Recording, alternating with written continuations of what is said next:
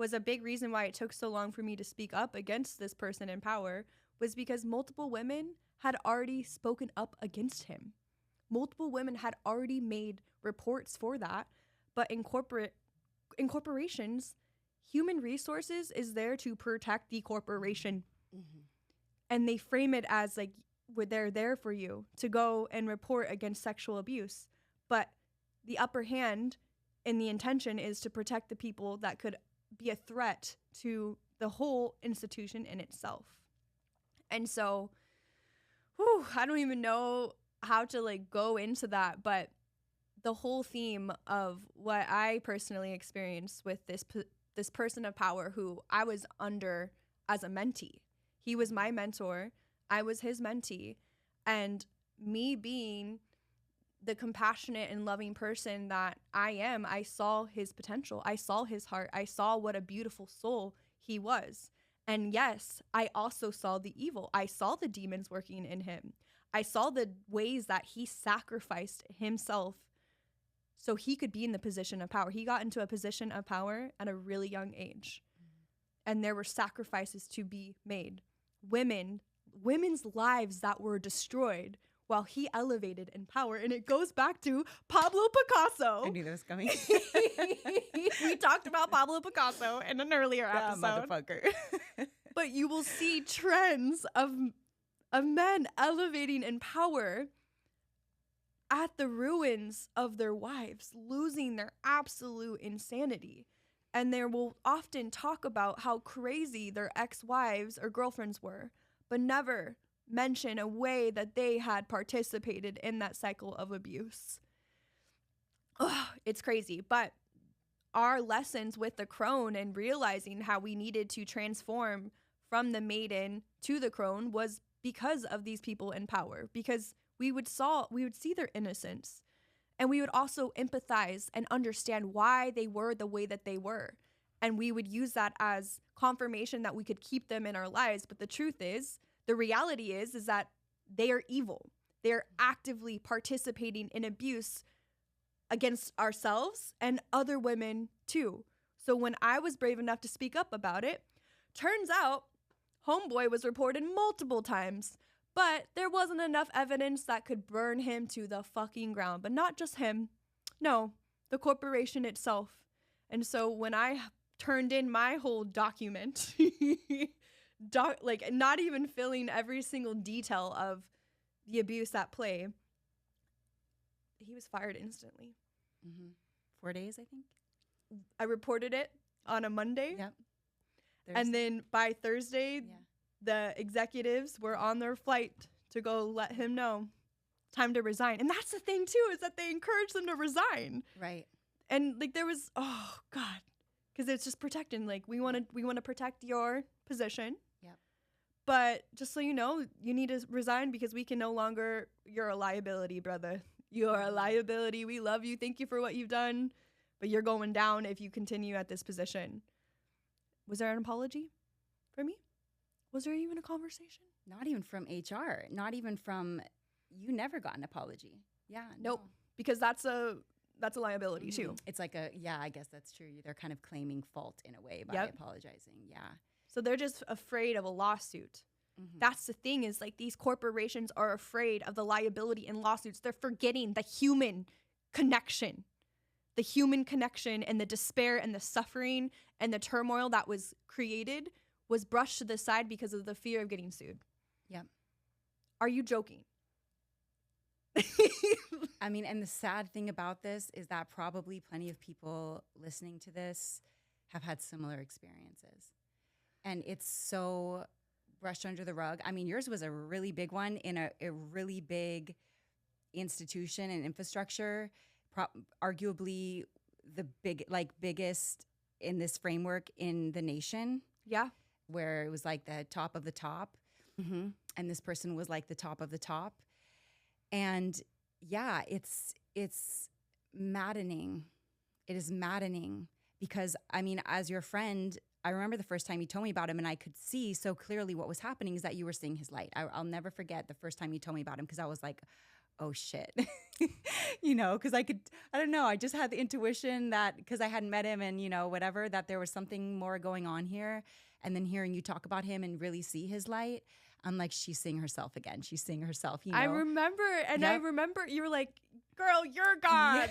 Because I was saying he was God. I was like, I think God is moving through him. He's helping me too much. Like, I was so much with the cherry lens glasses. I was just, this is helping me. Meanwhile, like, everyone around me is like, this is wrong, this is wrong, this is wrong, this is wrong. And I'm like, no, but I see his light. I see his soul. And it wasn't until something really serious happened at work where it was an active, like, inappropriate experience.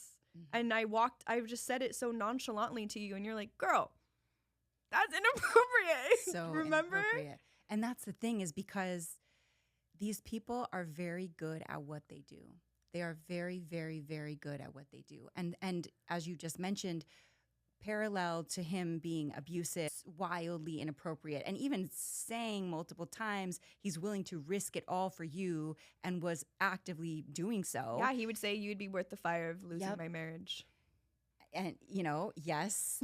And he was helping you. He was on some level supporting you in various capacities that made this very tangly, because then it started to become, well, it seems like your livelihood and your job is sort of entangled in this mess now, because he has the power to dismiss you at any time, and he's the one that can do that. And so now you're under this, as you start to kind of take your rose-colored glasses off, and you're like, well, I guess he was helping me and also actively harming me. There became this big conflict within you of like, wow, okay, first of all, I guess that is true that this manipulation that seemed the problem is, as women, it's almost sometimes it seems a little flattering. Yeah. And then on the other hand, it takes a friend to be like, girl, that's not flattering at all. Like, that's actually wildly inappropriate that you're in his office at work and he's acting like this. Yeah. And so you have to kind of learn and master your discernment. And I know we've discussed, the power of discernment here and the need for fierce discernment, and to turn that up so completely as women and, on this planet, to say, like, because two things can be true at once. And so it can be easy to like stay in the light of things. So confusing though. Totally. It's so confusing that Absolutely. two things can exist at once, because how are you supposed to decide? And it's like, you have to be real with the side that is wrong. Yes. The side that's harming you. Yep. And you've seen me go through similar experiences. It's like, on the one hand, and where it gets so confusing and discombobulating, you're like, I actually like this person. Yeah. In fact, I would venture to say I actually may have some sort of soulmate contract with this person. Soul connection. There's a soul connection here. And I think what you learn along the way, and the transcendence again from sort of maiden vibe to crone, is soul contract doesn't always mean it's going to be sweet and airy-fairy forever. Sometimes soul contract means you have agreed to burn this person's life to the ground. And that's what you did. I mean, just by finally deciding to share your story, it's all you did. In fact, you didn't even go into it thinking like, I'm going to take this guy down. No. You literally just got tired of it and like sort of very vaguely reported it to like your immediate superior. And that's all it took. Because she was like, oh, okay, this looks like a huge problem. And you're obviously still not even in the like total context of like how problematic this is. And so she knew she needed to take like very immediate steps to like start something going with this. Because again, I think we're still in like I was actually like reaching out to her to ask if I could work for a different facility. That's right. Yeah. I didn't want to report him because again, I knew who his heart was. Like, I had that soul connection with him. I knew his good. And I was just like, I'm just not going to participate in the way that it's harming me. His bad is harming me. It's causing so much turmoil in my life and confusion. And I was like, let me just remove myself from it. But because I spoke up against it, and I only told her snippets, I think I told her 2 stories. It was enough to like, for her to go to her boss, and her boss had a meeting with me the next morning where she untangled some more information. I didn't share it all then either. Yeah. But then she's like, no, we got to get you to the head of human resources. And it was just boom, boom, boom, boom, boom. And the next thing you know, he's burned to the fucking ground and lost his position. And I'm like, feeling bad for it. That's the thing. I'm like, again, in turmoil. I was like, I did not want this to happen. But I've also been actively abused and confused this entire time, like, because he would be my number one cheerleader. Like, he would literally shine a light on my efforts and all the changes that I would making. He would go into like the leadership meetings and shout me out. And it allowed me to build so many different relationships and gain trust. And it allowed me to gain trust within myself and my skill set as a recruiter.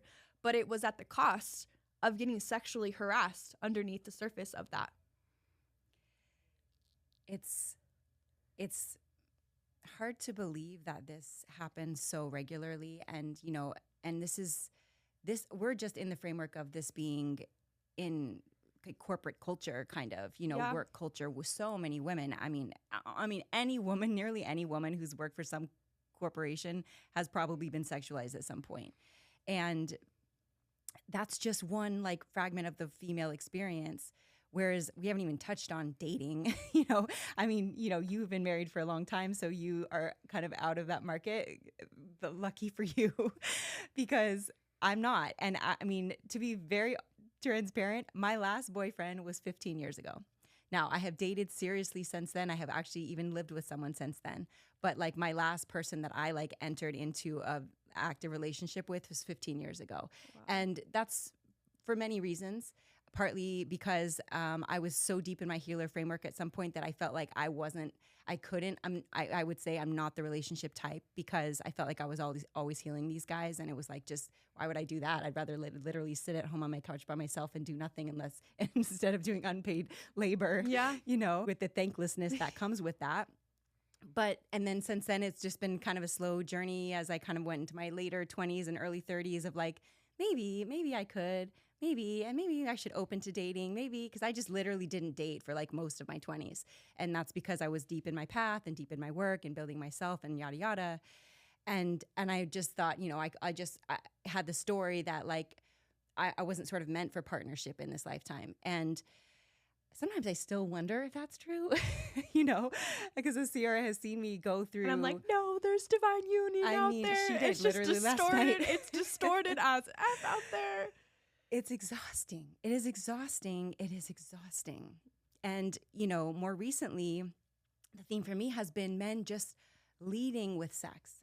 Like, it's not like I met a guy at the gas station the other day and immediately, what are you doing? And can I take you home right now? I'm like, there's not even like, hey, can I like, you know, when can we do dinner? Or it's, and so there's a theme in that for me. And this is somewhat recent. So I will own that whatever this is reflecting back to me, there's still something there that I haven't uncovered. Yeah. And where did courtship go? Where did men approaching women without their dick in their hand go? Because to me, it's like as you continue to get older, it just gets worse. And suddenly it's even worse of having to be like, oh, I'm going to just pretend like you didn't just ask me to have sex right now when I met you 7 minutes ago. See, and the thing is that women get blamed too. They're like, well, you had your cleavage out. You were hinting that you wanted sex. Oh, you had your shoulders out. This is your fault. It always goes back down to the woman's being at fault for it. Oh, you just need to have better boundaries. You know, like... Yep. No, actually, I know, and you saw me just blame myself right now as if I still had to figure out. No, we're gonna call you out for that. No, it's not. This is what women are conditioned to believe, that it is our fault that men can't keep their hands to themselves. We are not out there actively sexualizing men. I mean, there's some women. I'm not gonna say that there's not, because I'm sure that there's men or women making sexual comments. Mm-hmm.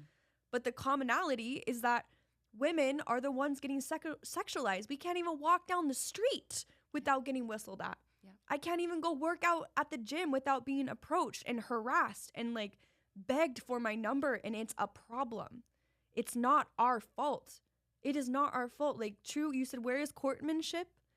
Like, let's go back to nature. The little male birds do these beautiful dances to win the women over, and the bird is just like unimpressed. Mm-hmm. She's like, that's all you got? Like, by design, the peacock. By design, the male peacock is the one that does that big elaborate dance and lifts out the feathers and does this whole thing. And the woman, the female peacock, is like brown usually. Like doesn't Yeah. even have the colorful. She doesn't even need that. She's like, I don't even want to be my shoulders out because these guys are gonna be doing all this.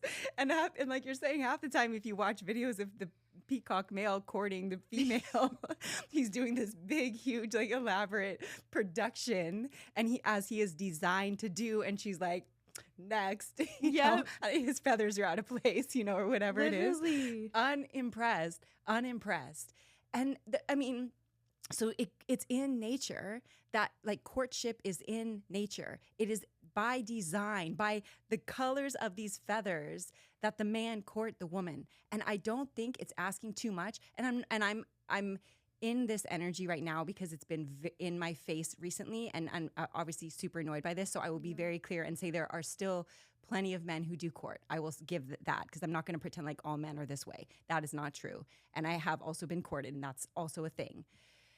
And I think the other layer of it is that women so often end up in the micro of what we're describing, the macro being turning the blind eye to the elephant in the room, that is the unmet emotional needs and the emotional unavailability and the sexual dysfunction that lives in man.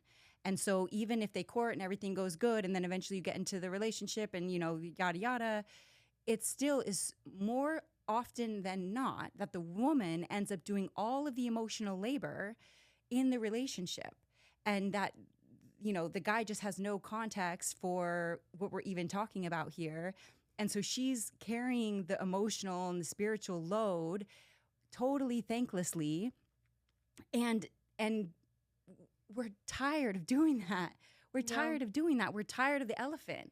Like, and women have to be the one, I think, at some point to call it out. Because the truth of the matter is the men who are in these files have wives. I think to give us one name, Melinda Gates, like just came out recently, and she's saying like, I didn't watch the whole episode, so I'm not going to pretend like I know exactly what she said, but she was addressing it. She just left Bill, and there's like now some conversation around what he was doing to her. And she named in this conversation that part of the reason she left him was because he was so close with Epstein, besties. And so obviously identified that there's something very problematic happening here.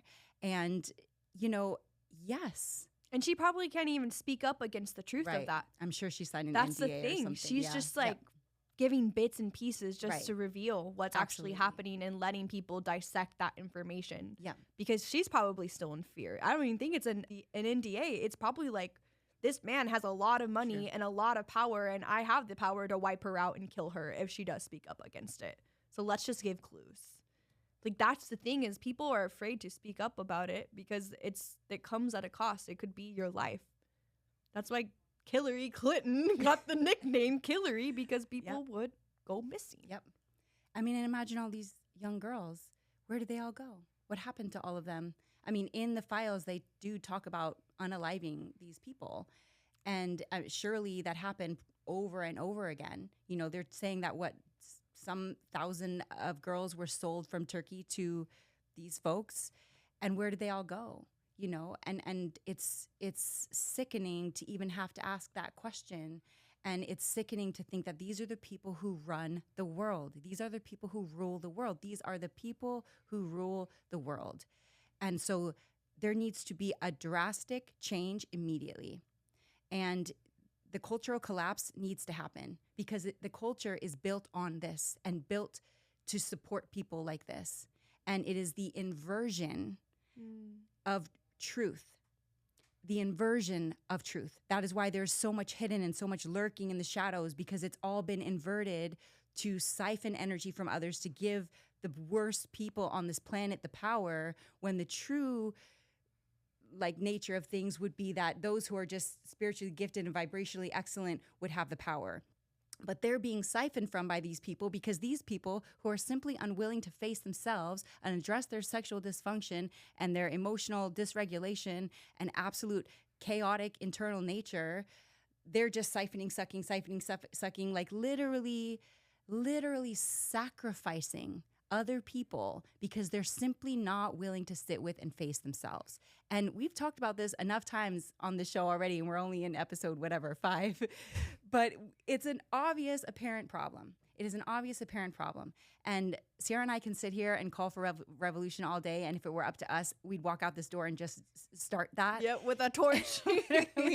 Because if they're going to burn the witches at the stake, then these people need to be next, lined up at the stake, literally every single one of them. And that's the inversion, is that the witches were burned at the stake because they were the truth tellers. They were the sightseers. They would see right through the illusion. So, I mean, this sounds like this plan has been designed for hundreds of years to silence women. So now that the evil can be in power and have the influence that they can, because the women are silenced and they don't trust their intuitions, and they've been burned and categorized, and their voice is meaningless.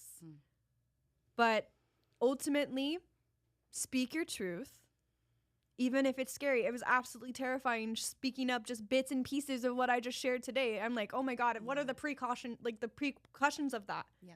Like, that's something that we shouldn't have to worry about speaking up against predators. Like, how it's sick and it's distorted. And if you in the audience, men or women, have been abused by someone in your life, family member, colleague, like whoever it may be, like, I encourage you to speak up, because this needs to end. And I think, imagine if everybody on the micro right now and at this level that we are at, not in power, but just in our lives, we all just start collectively speaking up. What is that going? It's going to ripple out into the macro too. So that means the people that are at different statuses and levels are going to start doing the same thing, because we were brave enough to face it. I think, as far as I know, and I could be wrong about this, so don't hold me to this, but I think that the reason that the files and the Epstein whole shit show started to collapse was because of one girl. One girl told the truth. I mean, imagine how many girls, and I'm not blaming them at all. I mean, again, your life is at risk just by being there. And so I can only imagine, why they couldn't speak up. But one did. One did. Wow. Out of the thousands and thousands and thousands and thousands of young girls who were tortured and everything under the sun on that island and with those people, it took one for them to start kind of looking at it. And who knows where this is all going to go, And, my hope for them being arrested is so low that I just can't even picture every elite walking out in handcuffs. They don't even have a big enough jail for these many people, and much less it would totally just put holes in the sort of top layer of society as it exists right now, when all the political leaders and all the cultural influences and all the public figures are behind bars. Like, it's just not likely that they're all going to be put through trial. So, okay, if we can't trust the system to jail the system and the people who run the system, then we do have to do something about it. And again, whether we can start a revolution, and if that's where we're headed as a people, I'm not mad at it. Ciara's not mad at it. And until then, speak up. As she said, speak up. Start saying no when it happens. I mean, I had an experience the other day where I was pretty violated in a public way, and I'm taking accountability, although you've just told me not to, so whatever, but I just kind of gently said no, instead of this is actually really not okay, you need to stop. But she still said no multiple times. I did say no. It just wasn't in a mean voice. It wasn't in a mean voice, because again, we're programmed to pacify, and in a way I have programmed myself in order to consider myself a peacekeeper, so I'm not the girl who's causing a scene at the party, but B, to protect myself.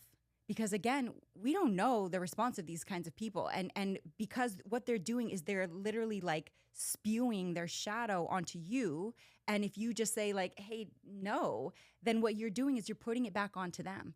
And the ego's ultimate threat, separate from a powerful woman, is a mirror.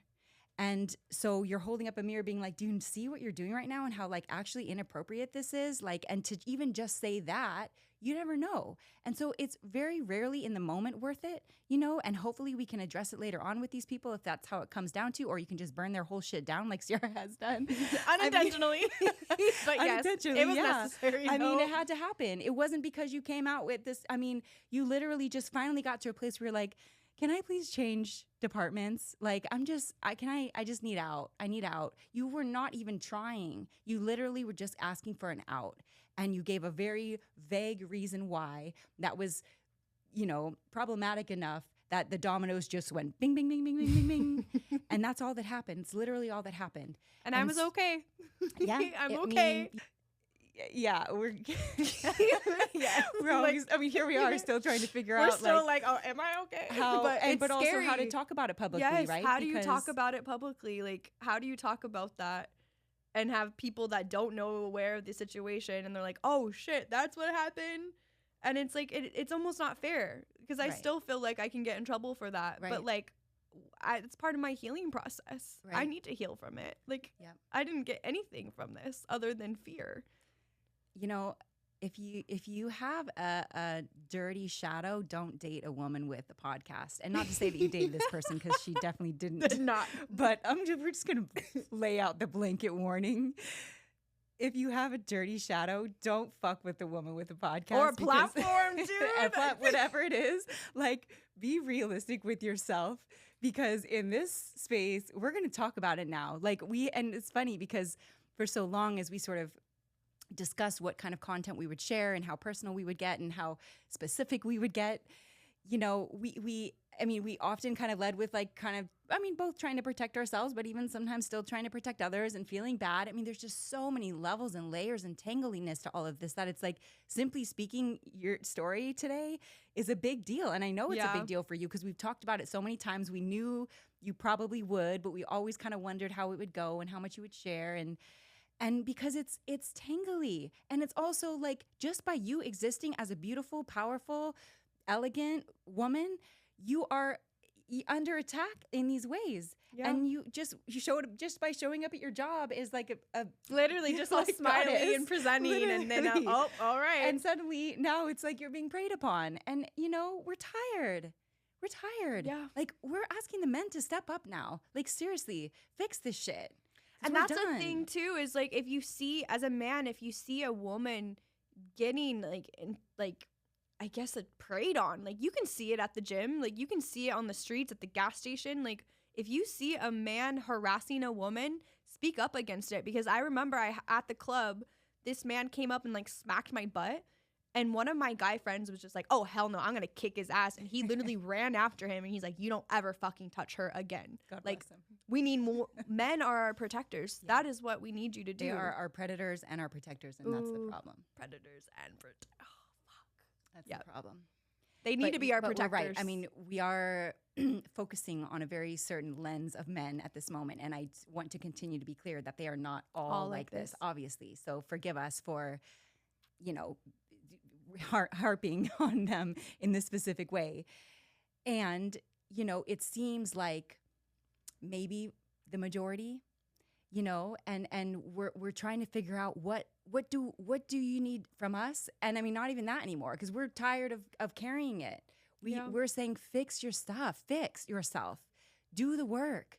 Like, women are not going to be doing the work for you anymore. Nope. It is played out that the woman is carrying the entire emotional load, and the man doesn't even know what that means. It is played out. We are very much done with that. A new paradigm is here where women are in their power now, and we've created that within ourselves, and we're not going to not be that. So you need to get on board, because powerful women are not going to stand for this shit.